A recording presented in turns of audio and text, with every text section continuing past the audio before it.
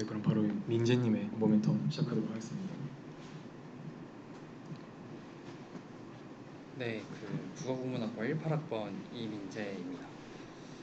저는 그동안 모멘텀에서 CV가 많았는데 오늘은 또 다 NLP 주제라서 신기하네요.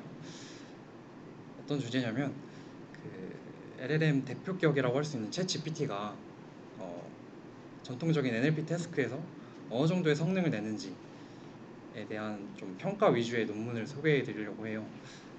어떤 새로운 기법에 대한 소개라기보다는 가장 성능이 좋은 지금 LLM의 모델에 대해서 좀 성능을 평가하는 그런 논문입니다.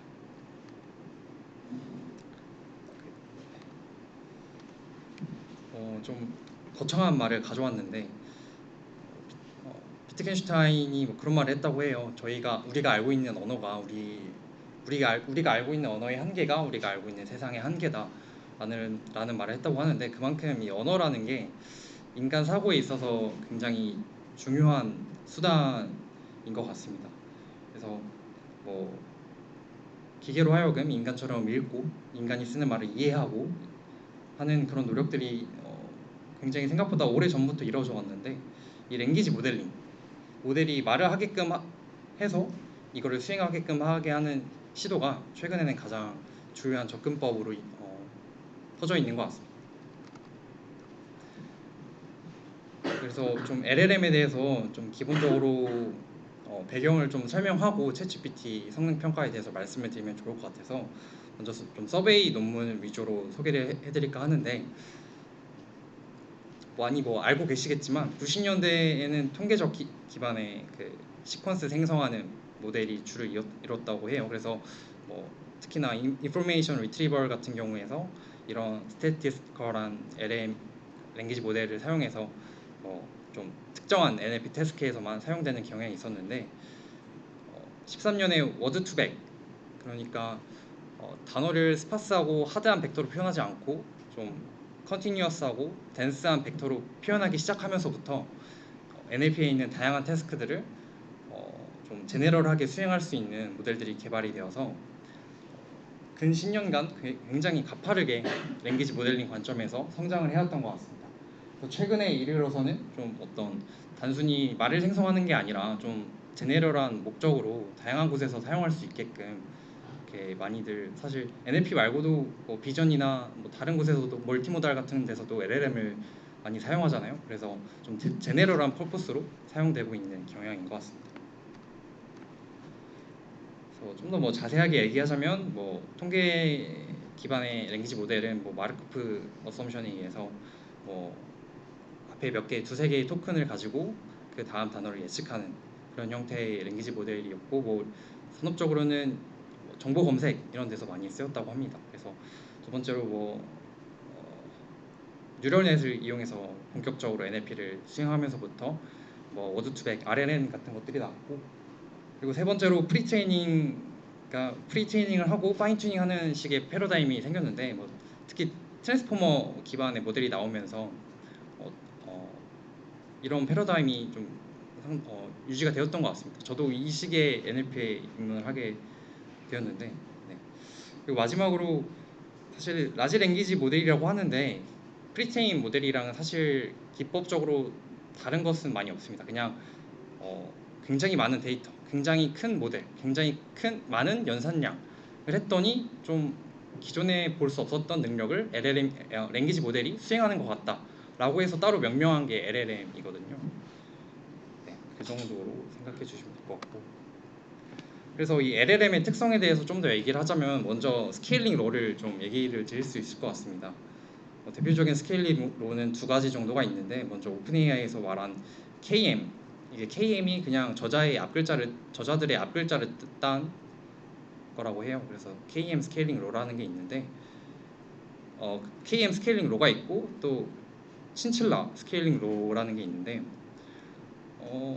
복잡하지 않습니다. 그냥 n이 이제 모델의 크기를 의미하는 변수고, d는 데이터의 크기, c는 컴퓨팅 연산에 대한 변수인데, 나머지는 다 상수예요. 그래서 법칙이라고 하지만 그냥 경험적인 법칙입니다. 여러 번 실험을 통해서 그 나머지 상수들의 값을 찾아낸 그런 법칙이어서 뭐 이 법칙을 좀 더 설명을 하자면 그냥 단순히 모델 크기와 데이터와 연산량에 대한 변수에 대해서 어떤 특정한 상수에 대해서 거듭 제곱의 형태로 모델의 성능이 증가한다 라고 보시면 되고, 이 두 법칙의 차이는 친칠라 같은 경우에는 그 데이터와 모델의 크기를 좀 5대5의 비율로 중요도를 봤다면, 이 KM 스케일링 로 같은 경우는 상수에서도 차이가 드러나는데 그 모델의 크기에 대해서 좀 더 가중치를 뒀다고 합니다.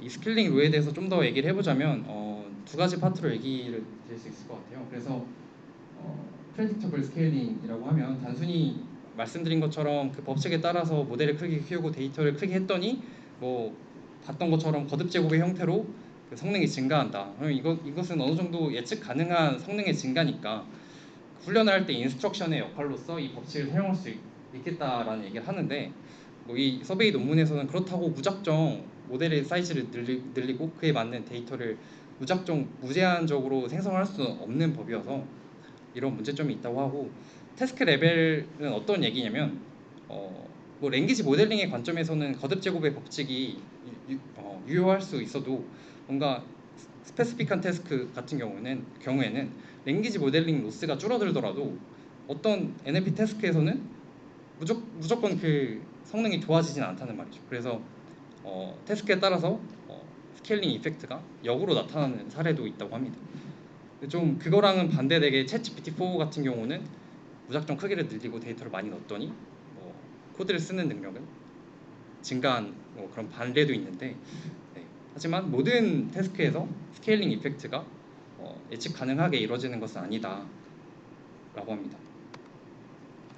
그리고 또 LLM을 프리트레이닝 랭귀지 모델과 구별할 수 있는 가장 큰 특징은 emergent abilities라고 하는데, 뭐 한국어로 번역하면 창발적인 능력 정도가 될 것 같은데, 이 논문에 따르면 창발적 능력이라는 것은 이전에 볼 수 없었던, 작은 모델에서는 볼 수 없었던 어떤 능력이 크게 커지니까 나타난 어떤 능력이라고 정의를 합니다. 그래서 크게 세 가지 정도로 이 창발적 능력에 대해서 설명을 하는데, 인 컨텍스트 러닝이라고 해서 그냥 별다른 학습을 시키지 않고, 그러니까 파라미터를 뭐 업데이트하지 않고 그냥 프롬프트를 통해서 어떤 그 태스크를 시켰더니 그 프롬프트 안에서 패턴을 인식을 해서 그에 대한 답을 내는 인 컨텍스트 러닝이라는 게 있고, 두 번째로 인스트럭션 팔로잉이라고 해서 마찬가지로 가중치 업데이트 없이 그냥 프롬프트로만 뭐 이러이러한 작업을 이러이러한 형태로 이러이러한 작업을 해줘 라고 했을 때 그 작업을 잘 수행하게 되는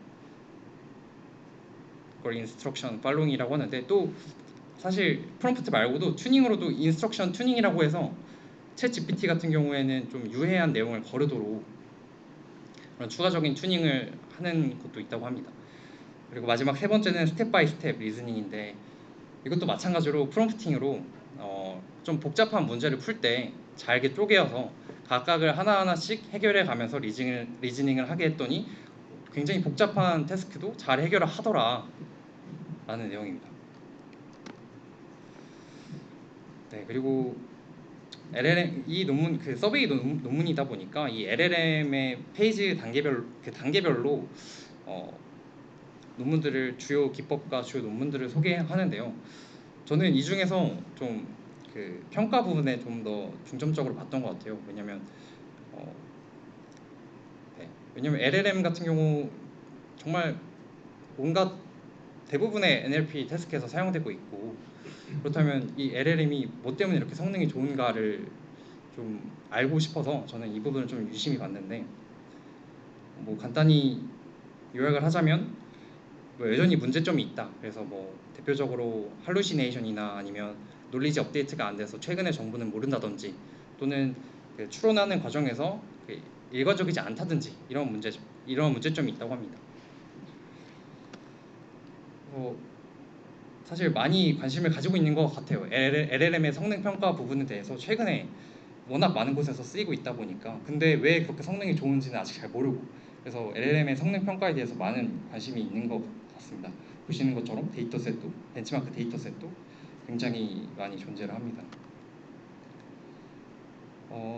앞서서 말씀드린 것처럼 LLM은 정말 뭐 NLP뿐만이 아니라 멀티모달 뭐 아니면 산업적으로도 굉장히 많이 쓰이고 있는 것 같은데 저는 이 중에서 과연 LLM이 정말 이제 NLP 태스크는 모두 정복을 해버린 것인가에 대해서 집중적으로 좀 소개를 드리고 싶어요. 그래서 소개해드릴 논문이 이건데요. 이 논문은 챗GPT의 성능을 뭐 앞에서 말씀드린 것처럼 평가한 논문입니다. 그래서 챗GPT는 사실 뭐 LLM 모델의 대표격이라고 해도 뭐 틀린 말이 아닐 정도로 굉장히 많이 대중적이고 또 성능적으로도 굉장히 좋은 모델인 거를 모두 아실 것 같고 이 논문은 어떤 뭐 기법을 소개하는 게 아니라 그냥 경험적으로 뭐 이런 벤치마크 데이터셋의 LLM을 한번 추론하게 했더니 뭐 이런 성능을 냈다. 성능을 평가하는 논문이었다라고 생각해 주시면 될 것 같습니다. 추가적으로도 그 몇몇 케이스에 대해서 좀 깊게 들어가는 질적 연구도 했다고 하는데 저는 이 부분은 읽지 않아서 혹시 관심 있는 분들은 읽어보시면 좋을 것 같습니다.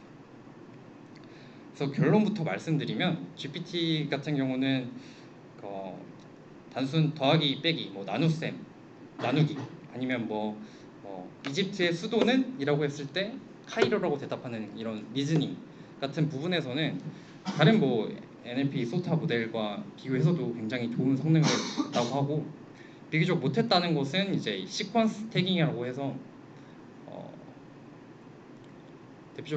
대표적으로 NER을 얘기할 수 있을 것 같은데 개체명 인식이에요. 그래서 어떤 텍스트가 있을 때 여기서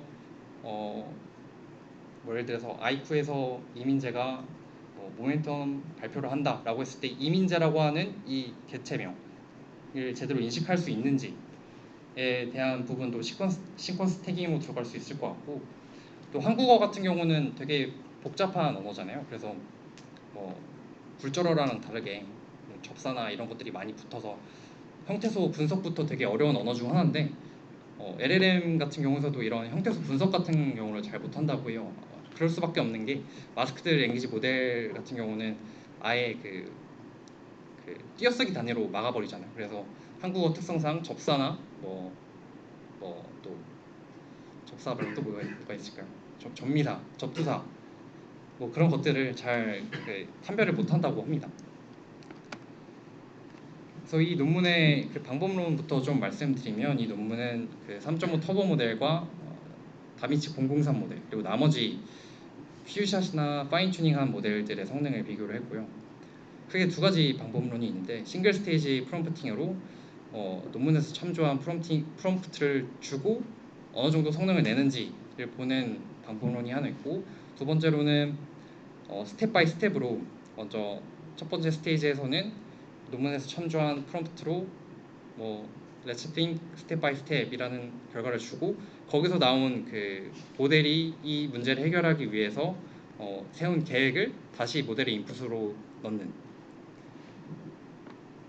그런 방식으로 진행했다고 합니다.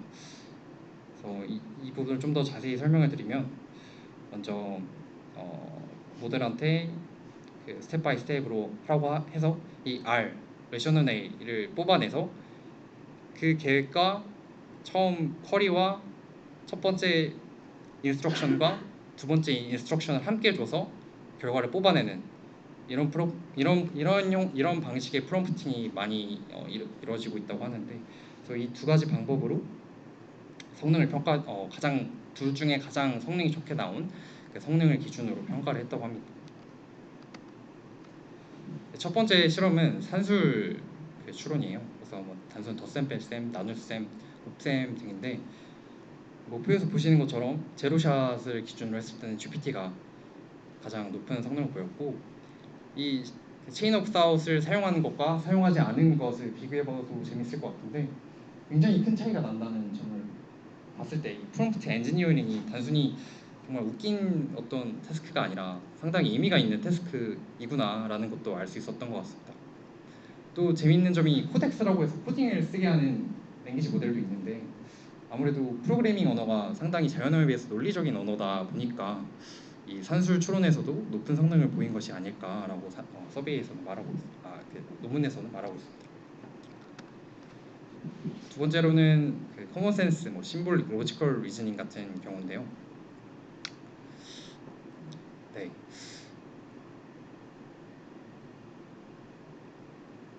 이 부분에 있어서도 뭐 상당히 GPT가 뭐 퓨샷을 한 랭귀지 모델에 비해서도 좋은 성과를 보이고 있다 정도로 저는 읽고 넘어갔었습니다. 그 내추럴 랭귀지 인퍼런스인데 이 부분이 앞에서 말하는 리즈닝이랑 뭐가 다른지 잘 저는 몰랐는데 좀 찾아보니까 어떤 전제를 주고 어떤 전제와 가설을 주고 이 가설이 참인지 거짓인지를 맞추게 하는 게 내추럴 랭귀지 인퍼런스라고 해요. 그래서 보시면은 챗 GPT와 그 파인 튜닝한 팜 모델의 경우 성능이 굉장히 좋게 나왔는데 이것의 이유는 먼저 팜 같은 경우는 인스트럭션 팔로잉을 굉장히 잘해서 이거 좀 언클리어하다, 불명하다라고 말하는 경우가 없어서 오직 yes or no로 대답을 해서 GPT보다 성능이 더 좋게 나온 것 같다라고도 얘기를 합니다. 그리고 또 재밌는 부분이 챗GPT 같은 경우에 엔트레먼트라고 해서 이 전제는 참이다, 이 전제와 가설, 이 전제에 따른 가설은 참이다라고 참이다라고 하는 데이터에 대해서는 굉장히 높은 정확도를 보여줍니다. 하지만 그 가설이 참이 아닌 부분에 대해서는 상당히 많이 틀리는 모습을 보여주고 있는데 이러한 점으로 미루어서 봤을 때 터보 모델 같은 경우는 그 reinforcement learning from human feedback이라고 해서 RLHF로 인해서 사람의 프리퍼런스를 좀 줘서 이런 성능 차이가 났다. 그러니까 다시 말해서 GPT 터보 모델 같은 경우는 사실인 정보로 구성된 텍스트에 강한 것 같다라고 논문은 얘기합니다. 그래서 사실 그 지금 다빈치 003 같은 모델은 사용이 불가능합니다. 그러니까 어떤 장문의 글을 쓰는 데 있어서는 GPT보다 터보 모델보다 오히려 성능이 좋다고 하는데 근데 단점이 어떤 좀 악의적인 프롬프트를 줬을 때 개인 정보를 이렇게 토해낸다든지 아니면 좀 윤리적으로 어긋나는 말을 생성해낸다든지 이러한 문제점이 있다고 합니다. 다음으로는 QA 태스크인데요. 마찬가지로 앞에서 봤던 그 인퍼런스와 비슷하게 사실인 정보에는 굉장히 강한데 거짓인 정보에는 성능이 다빈치 모델보다 약하게 나온다는 것을 다시 한번 확인해 볼 수 있었고 또 앞에서 봤던 것처럼 팜 모델이 상당히 성능이 좋게 나오는데 이것은 팜 모델이 인스트럭션 팔로잉을 굉장히 잘해서 그런 것 같다라고 논문은 얘기합니다.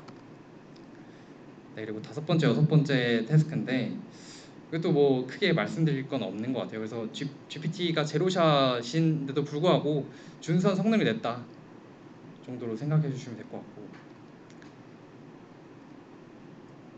네, 그리고 NER과 감성 분석인데 뭐 감성 분석 같은 경우도 앞에서 그동안 계속 봤던 것처럼 제로샷임에도 불구하고 준수한 성능을 내는 것을 볼 수 있는데 유독 NER에서만 성능 차이가 그러니까 파인 튜닝한 모델, 뭐 퓨샷한 모델과 성능 차이가 굉장히 크게 난다는 것을 볼 수가 있어요.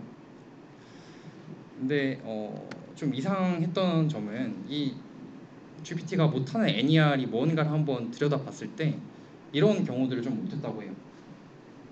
그래서 첫 번째 같은 경우는 이 인풋을 줬을 때 이 볼링이라고 하는 그 NER을 잘 인식을 하는 건데 라벨에 맞게끔 인식을 하는 건데 GPT 같은 경우에는 넌 값을 뱉어야 되는데 볼링이라고 하는 기존의 카테고리에 없던 새로운 어떤 라벨을 만들어서 저렇게 출력하는 경우 틀리는 경우가 많다라는 점을 보였고요. 그러니까 어떤 기타 그러니까 따로 분류를 해놓지 않고 기타 개체명이라고 분류해 놓은 것에서 새로운 어떤 라벨링을 뱉어서 틀리는 경우가 많고 또 두 번째 경우도 비슷하게 라벨에 맞게끔 NER을 인식을 해서 분류를 해야 되는데 그냥 오르가니제이션이라고 하는 새로운 어떤 말을 생성을 해서 인스트럭션 팔로잉을 제대로 못해서 틀리는 틀렸다고 하는 경우가 많다고 해요. 그러면 제가 생각했을 때는 이게 NER을 못하는 건가?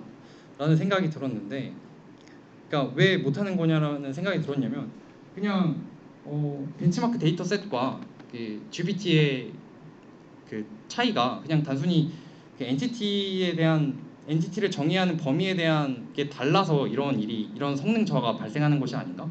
어떻게 보면 GPT가 NER을 더 잘 수행하고 있는 건 아닐까? 라는 생각을 했는데, 이 논문에서는 이런 점 때문에 다른 인스트럭션으로 단순히 그 미리 설정해준 카테고리 말고 그 엔티티를 생성하게끔 했더니 오히려 F1 스코어는 추락했다고 하는 걸 봤을 때, 뭐 이 논문의 저자들은 여전히 GPT 같은 경우는 대표적인 시퀀스 태깅 분야인 그 NER을 잘 못한다라고 결론을 내더라고요. 그래서 뭐 결론적으로 말씀드리면, 그동안 말씀드렸던 모든 익스페리먼트 값들을 모아서 보여드리는 건데,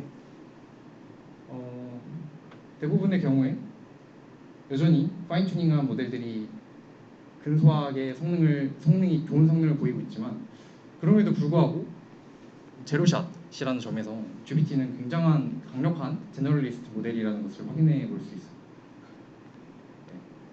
NER만 제외하면 별로 그렇게 큰 차이가 없는 것 같습니다. 그래서 이 논문을 보면서 든 생각이, 뭐 산업적으로는 작은 모델을 사용해서 뭐 비용 절감을 하는 게 의미가 있을 수는 있어도, 뭔가 연구자의 마인드로 봤을 때 정말 그러면 이런 LLM을 통한 NLP 태스크의 해결이 맞는 방향이 아닌가라는 생각도 들었던 것 같습니다. 근데 또 저의 이런 생각을 꺾어주는 논문을 또 이 모멘텀을 준비하다가 찾았는데, 전 상당히 재밌게 읽어서 읽어보는 것을 추천드리는데, 과연 이 창발적 능력이라고 하는 것은 환상에 불과한 것인가? 라는 좀 화두를 던져주는 논문이에요. 그래서 간단하게 그 내용을 소개해드리면, 단순히 갑자기 어떤 태스크에서 성능이 가파르게 증가하는 이런 모습은 사실 거짓이다. 그냥 단순히 거듭 제곱의 법칙에 의해서 스케일링 롤을 따르는 성능 향상이지, 어떤 창발적인 능력에 의해서 갑자기 성능이 리프하는 현상이 나타나는 것의 원인은 매트릭에 있다라고 얘기를 합니다. 그래서 어떤 컨티뉴어스한 매트릭을 사용하는 것이 아니라, 그냥 정답이면 무조건 1, 하나라도 틀리면 0, 이런 식의 라벨링을 하는 디스크리트한 그 매트릭을 줬을 때 이런 창발적 능력의 비약이 발생하는 현상이 발견이 된다. 그래서 이를 한번 비전 영역에서도 적용을 해봤더니, 비전 영역에서도 디스크리트한 라벨로 이런 훈련을 시켜봤더니 LLM에서와 비슷하게 모델의 규모가 커지면 그냥 그렇게 보인다라고 하는 논문이었습니다. 그래서 과연 LLM이 어떤 성능적인 면에서 질적으로 도약한 것인가에 대해서는 좀 생각해 볼 필요가 있는 것 같습니다. 네, 이상으로 발표를 마치겠습니다. 감사합니다.